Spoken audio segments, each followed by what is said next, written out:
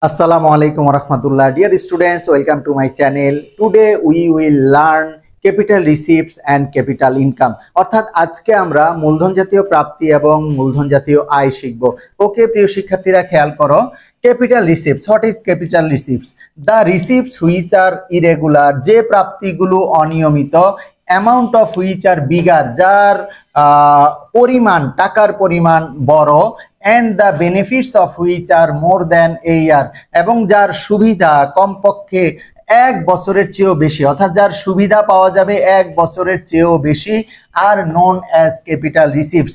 ওই ধরনের প্রাপ্তিগুলোকে বলা হবে মূলধন জাতীয় প্রাপ্তি or capital receipts। Okay dear student, example আমরা একটু দেখি। ইন বিজনেস ক্যাপিটাল ব্রট, অর্থাৎ ব্যবসায় মূলধন আনা হলো, এটি একটি example of capital receipts. Loan taken from bank, bank থেকে লোন গ্রহণ, এটাও একটা example. Selling of fixed asset, স্থায়ী সম্পদ বিক্রয়, as like land, furniture, machineries etc, অর্থাৎ ল্যান্ড, ফার্নিচার এবং মেশিনারি বিক্রয়, এটিও হচ্ছে selling of fixed assets. Are examples of capital receipts, এগুলো সবই হচ্ছে মূলধন জাতীয় প্রাপ্তির উদাহরণ। Okay dear students, I hope তোমরা ক্যাপিটাল রিসিপ্টস বুঝতে পেরেছো। ওকে, এবার আমরা শিখব capital income.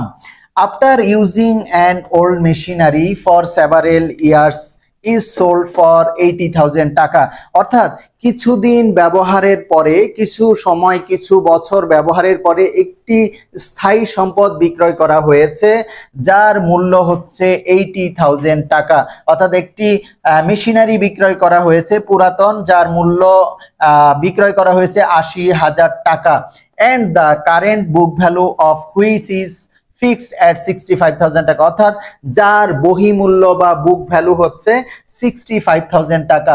Hair the capital gain, এখানে মূলধন জাতীয় অর্জন বা মূলধন জাতীয় আয় হচ্ছে 15,000 টাকা। কিভাবে পেলাম? 80,000 মাইনাস 65,000, অর্থাৎ 80,000 থেকে 65,000 টাকা মাইনাস করলে 15,000 টাকা। এই 15,000 টাকা হচ্ছে আমরা সেল করে প্রফিট করেছি, যেটাকে ক্যাপিটাল ইনকাম বলা হয়। Okay dear student, I hope তোমরা capital receipts and capital income বুঝতে পেরেছো। এরপরে অ্যানাদার কোনো টপিকস নিয়ে এই চ্যাপ্টারের আবার তোমাদের সামনে হাজির হব। সে পর্যন্ত আল্লাহ যেন আমাদের সবাইকে ভালো রাখে। আল্লাহ হাফেজ।